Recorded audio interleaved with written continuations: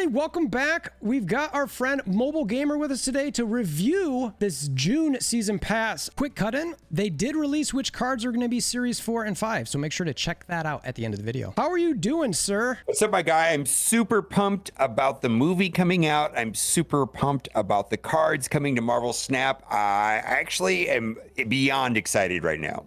Yeah, no, I feel that. I'm excited to see the movie. I have not bought my tickets yet, but if you guys haven't checked out Mobile Gamer and covering any of the Snap stuff, make sure to go check it out. Great guy, very entertaining, knows his stuff. We've got this season pass card, Ghost Spider. We did a video on Mobile Gamer's channel, by the way, so go check out some of our thoughts there. We're going to try to cover it slightly different here, but I want to hear how big of an impact do you think this card's going to make, and do you think this card is worthy of buying the season pass, or what are your thoughts on that? First things first, I feel that the season pass is of high value just for your account progression, even if the card is not good. I think if you're going to spend $10 in Marvel Snap, the absolute first place you should do that is in the battle pass. That being said, I believe that the move deck was one card short of being amazing. It's a very complicated deck to play. You've played it. We both know it's. Yeah. I would definitely practice this deck in advance, like the current existing move meta. It's not easy to play. And I believe Ghost Spider is just going to add one extra enabler, if you will, to the important cards in the move archetype, whether that's Human Torch, Vulture, or even Multiple Man, right? That's exactly right. Yeah, and that's the way I see this card being played the most, is trying to sort of enable those sort of cards. For me personally, Dagger jumps out the most. It might be just because I really enjoyed playing her, and her power can get built up quite a bit, even with just a couple small enablers. I think I might try to start building a deck around Ghost Spider, Dagger, maybe Human Torch, but you know, those Iron Fist types, and maybe even Doctor Strange and Cloak. The Cloak and Dagger combo can be pretty sick. So you're buying the season pass regardless whether if Ghost Spider's terrible or not. Always, yes. That's just, I think the value is there for the season pass, and there's a lot of cool things in there, whether it's variants, and I like the season pass. I'm a big fan. Yeah, I agree with that. And I will have to say, I'm scrolling down and looking at some of these Ghost Spider variants. For a card not yet in game, I mean, 2, 4, 6, 8, 10, 11 variants already that are out there for her. And well, they don't release all of them at. Yeah, they don't release all of them at once. Correct. And so we'll get a handful of them, I'm sure, you know, and that's about it. Yeah. The Pixel one for sure will be in the game, right? You know it. That's going to be the first one everybody draws. The next card we're going to look at from the season pass is going to be one that we talked about a little bit with you. I'm going to let you I want to hear your soapbox of Spiderham. Okay, first of all, I think this card is going to be good. It's a miniature leech, you know, where it's going to be able to target, you know, a high value target, right? It's going to go after the 6-drop or the 5-drop. I mean, imagine running a Sarah control deck and Spiderham comes down and just completely obliterates your Sarah, right? So I feel like this card is going to play out a lot like Iceman, where Iceman absolutely wins games. This Spiderham absolutely will win games. Now, I too take issue with the philosophy of this card. Ben Brode spoke at a convention for the developers where I believe they won Game of the Year, or Mobile Game of the Year, and he was speaking there about the design philosophy of Marvel Snap. One of the things that he talked about is if there's a game where one person wins and one person loses, he was talking about net fun. And in that situation, there's no net fun created. And he talked about the creation of the cube system and the retreat mechanic on how it actually creates net positive fun, which is strange to think of it like that. For example, when you retreat, you're saving a cube, right? And you do get a feeling. So your opponent won and you retreated and you feel like you saved a cube. And Ben Brode was going on this tangent that this is creating net fun. Yeah. I do not understand at all how Spiderham creates net fun. I play Spiderham. I don't know if it did anything. My opponent is pissed off, right? Yep. And they're pissed off. And then so when I win a game with Hulk, it feels awesome, right? Yeah. You drop Hulk, 20 power. It feels amazing. I drop Spiderham and my opponent retreats. They're pissed off and I've got nothing. This is net negative fun, in my opinion. To a smaller extent, Iceman is that way, but Leech worked that way for sure, right? Leech was the same kind of card where it was net negative fun. So I'm really surprised, given their importance of fun and negative, positive fun, or whatever they wanted to call it. This does not feel like it's in alignment with that philosophy at all. Yeah, and the rage that came with Leech was pretty large. So we'll see. I mean, obviously this is a little bit different because it targets one card. The Infinite is one counter to that argument, where if you carry Infinite in your deck and you get pigged or oinked, all of a sudden it doesn't matter what you play on 5, you play Infinite. But is that a reason? Does that bring up the fun? Maybe, I guess. Maybe, sure. And then same thing, we talked about Destroyer as well, where all of a sudden you're not stressed about destroying any other cards on the board, and you get a 6/15 that you can play out there. So I generally agree with you. I think that it's unfortunate that you don't really see what this hits.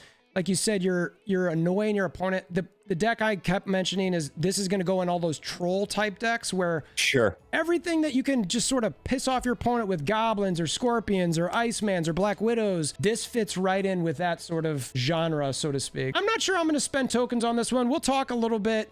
For any of those who aren't aware, there are going to be 2 of these new cards that are going to drop into Series 4 starting right away. So you won't have to pay 6,000 tokens.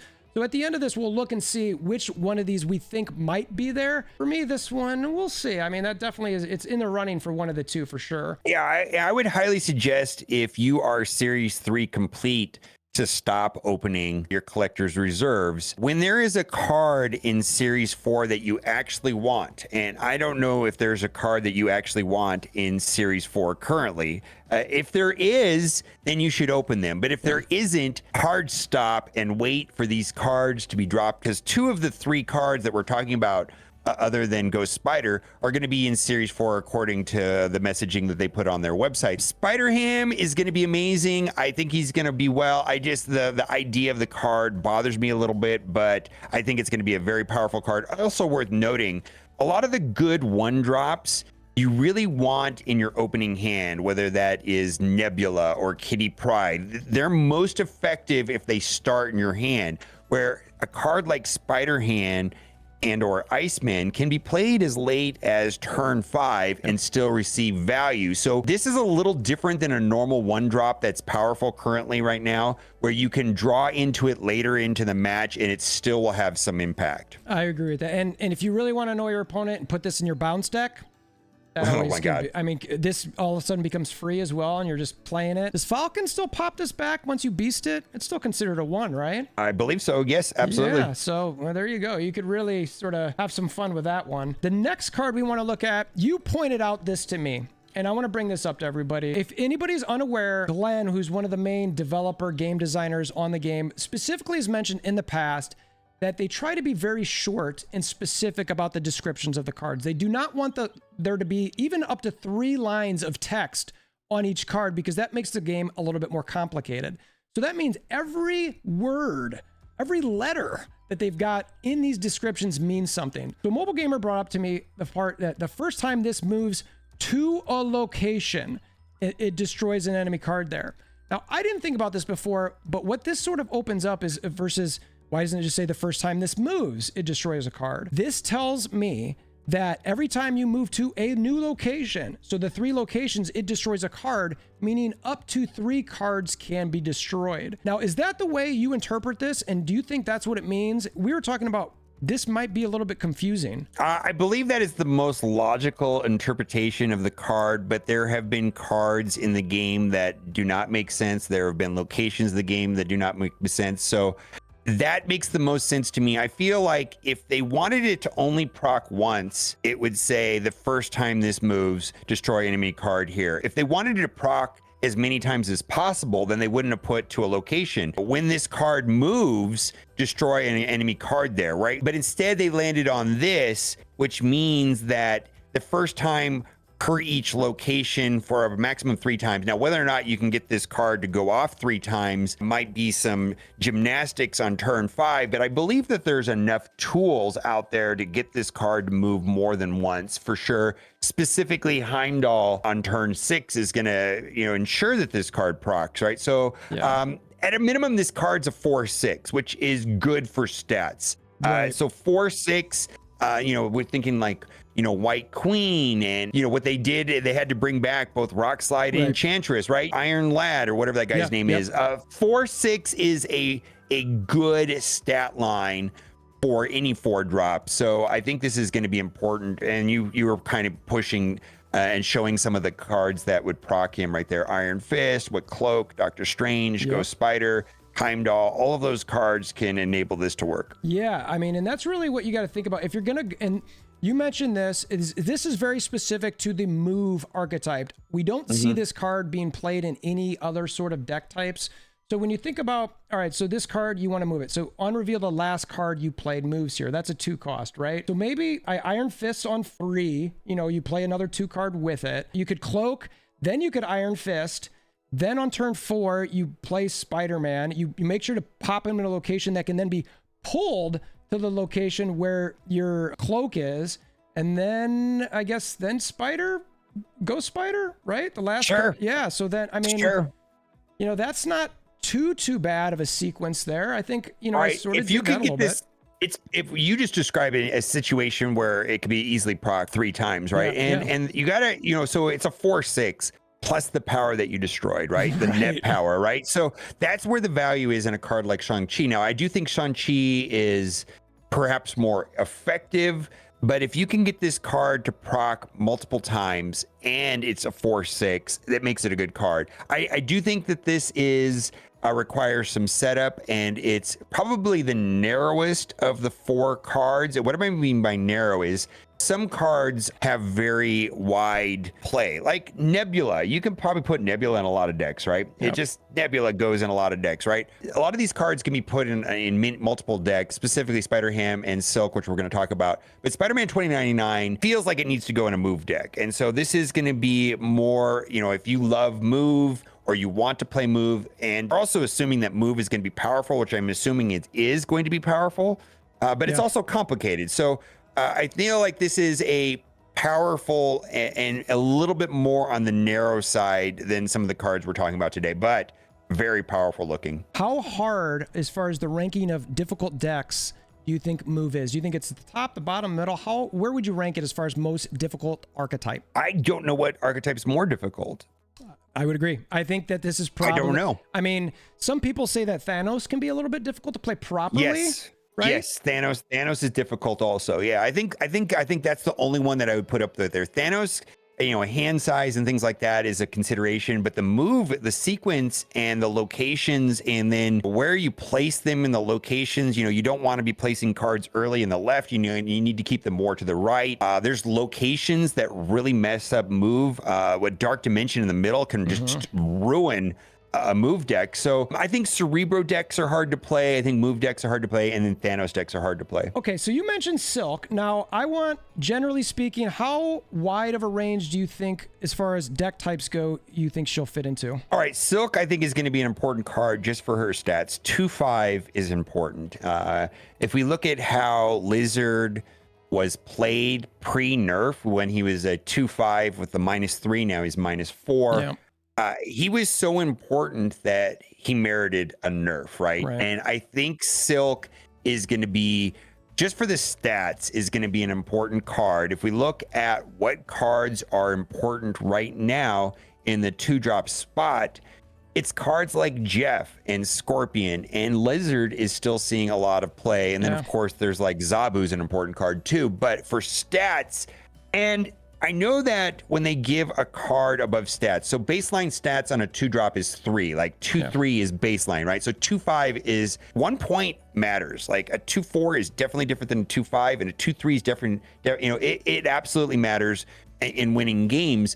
And so when a card has above average stats, it's because they consider the ability to be a negative, right? Like Ebony Maw or Titania have kind of negative abilities, but I don't know that this is necessarily a negative, right? I mean, it could be annoying that your opponent could bounce Silk out of a lane, but I think that there's going to be more situations where it's a positive, where you're getting bounced into, one of the restricted locations, Sanctum or Death's Domain, something like that. That might actually be an upside for sure. I think this is amazing flexible card. I think it's going to be powerful, and it's going to be able to slot into many decks.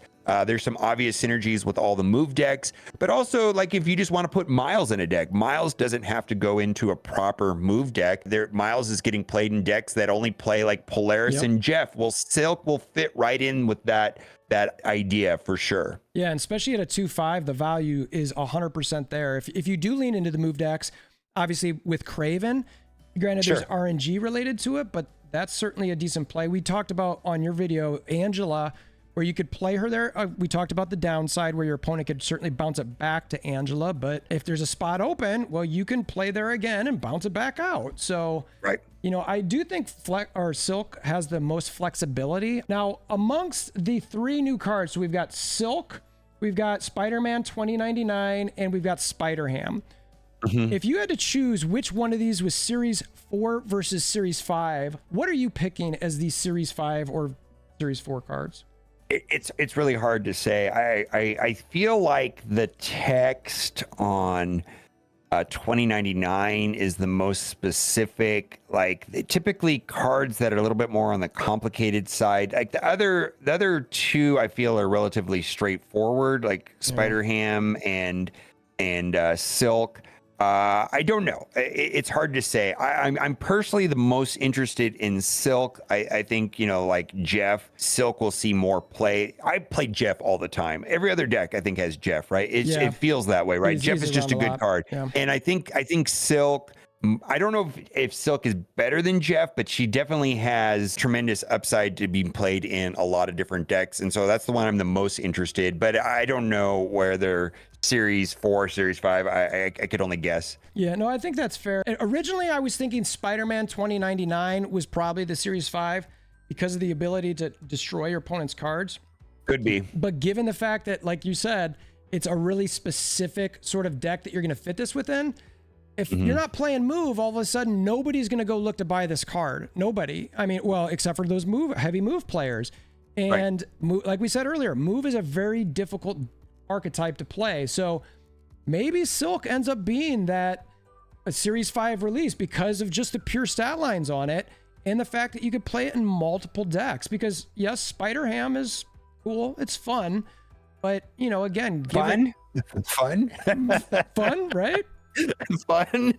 No, I don't think it's fun. But anyways, it's effective for sure. It's a card to play. It's a card to play to piss somebody off, right? Yeah, I don't know if it's fun, but it's effective for sure. There you go. So between those cards, I mean, maybe it is Silk that ends up being there. That's just like, this is the one where you got a good stat line on. You could potentially play it in the locations that are difficult to reach. Certainly there's some RNG to it, but if you ever get this in, say, Luke's bar, well, but then again, your opponent could play a card there and pop it out. So I don't know. We'll see. It is definitely a hard call to look at these, but it is nice to have at least 2 of these dropping into Series 4 so we can plan our tokens ahead of time. Now, are you going to buy all 3 of these, or regardless of what's in Series 5 versus 4, or are you hesitant to any one of them? Here's the thing. I think Spiderham and Silk, depending on, first of all, I have got 40 collector's reserves saved. So one of them I'm going to get for free by opening collector's reserves, and then I'm going to be able to get Ghost Spider. Now, I feel confident about Silk and Spiderham seeing reasonable, if not high rates of play. It feels like they're going to get played a lot. Yeah. And I don't see 2099 being not played. I just see this being played in a certain type of deck. And we're assuming that move is going to be viable and fun and competitive, which I do think that. I actually think it will be fun, and I think there will be some variation. Like there's going to be a lot of different ways of building decks. So I don't, as far as this patch, it doesn't scream like any of them are duds. No snow guards in this one? Yeah, there's no snow guards in this patch. You know, they're like, I largely avoided even Living Tribunal and Howard the Duck. I avoided those 2 cards because I wasn't sure. Now, Iron Lad was an interesting card, and I kind of looked like this card like Iron Lad. Iron Lad looked good on paper, but I wasn't sure. Yeah. And I waited a couple days, and then I saw, okay, this deck, this card works in multiple types of decks. I'm going to do it, right? Yeah. And I feel like Spider-Man 2099 is in that category also. Like, I think it's going to be good, but I kind of want to see. Spiderham seems pretty obvious. Silk seems pretty obvious. But there are no like obvious duds. Like Snow Guard looked like a dud from the get-go. Right. Living Tribunal played out exactly like I thought. It's like, that's going to be fun for a week or two. You know what I mean? Like cool combos, but not going to be very consistent. Right. And the Howard the Duck, I'm not hating on Howard the Duck. It just feels like Howard the Duck needs something else. Like I don't see the reason to play Howard the Duck where necessarily the value that Howard the Duck gives to the deck doesn't exceed another choice. Let's say I would agree like with that. Silk. Yeah, like Silk. Why wouldn't you play Silk instead of Howard the Duck? Yeah, I mean it's like I'm gonna get whatever I'm gonna get off the top of the deck. Even with the Iron Lad stuff, it's like, is Howard the Duck? I mean, because that was the combo people would maybe make sense there. It seemed like Iron Lad really fell into decks. It's like, well, I've got a lot of good cards here, so I almost don't really care which, of the last 4 or 5 cards I've got in my deck, what I pull, because they're all good. So I don't need Howard the Duck. Right. And look at this patch from like let's say you want every card, which is not reasonable in this game, because when you're Series 3 complete, let's say you get about 5,000-ish collector tokens a month, 6,000, you have enough to buy one card, right? So if we look at the last patch, 6,000 times 4, right? That's 24,000 tokens. And then you're netting maybe 6,000, right? So if you bought every card last patch, you went into like an 18,000 token deficit, which can be very expensive. Next patch, you buy the season card for $10, let's say, right? And then I'm going to get 6,000. I'm going to get one card for free, right? And so let's say one of these cards is Series 5, right? Okay, the tokens that I get next month is gonna go to that. And then the other 2 are gonna be Series 4, which costs 3,000 a piece, right? And one of them I should be able to get out of a collector's reserve for free. So at the most, the way that I see this, the maximum net deficit of collector tokens for me personally is minus 3,000, where last month it was like minus 18,000, where I had to be really selective. This seems just a lot more fair, in my opinion. I agree. And, as you were saying that, I pulled up one of my spreadsheets and looking at the July season pass, which is expected to be Phoenix Force Jean Grey. Jean Grey is one of those cards where I'm like, that's almost like a must-have. Echo, maybe? And then Legion, I think, might be the other card that's coming out that month. So, yeah, I mean, you definitely got to think ahead about buying some of these. So, yeah, I think this month could be a heavy spending month, but definitely plan ahead with it. And I think I'm probably going to, the funny thing is, I think the one I might skip is Spiderham. Of all the cards, I think that's the one I might skip. That looks like the lead. I'm not interested in playing that card necessarily. I think it'll see play. But it just doesn't seem like it's fun. I mean, it feels very similar to Iceman on the fun level. I agree with you. Devs had a pretty cool video out for the Season Pass update. So there we go. There's the confirmation. It is, in fact, Spider-Ham and Spider-Man 2099. Given what we talked about in the video, I think this does make sense. Let me know what your thoughts are in the comments below. Upcoming June Season Pass, everybody. Let us know what your thoughts are in the comments below. I think it's going to be a great time. Go check out Mobile Gamers channel here, covering all things Marvel Snap. Are you still streaming on YouTube? Yeah, I stream on YouTube a couple hours in the morning. In fact, right after this video, I'm going to go stream. So there you go. We'll be there. Go check him out. Awesome guy. Love his face. So appreciate you guys making this far. If it was helpful at all, consider hammering down that like button. Until next time, I hope you have a wonderful day.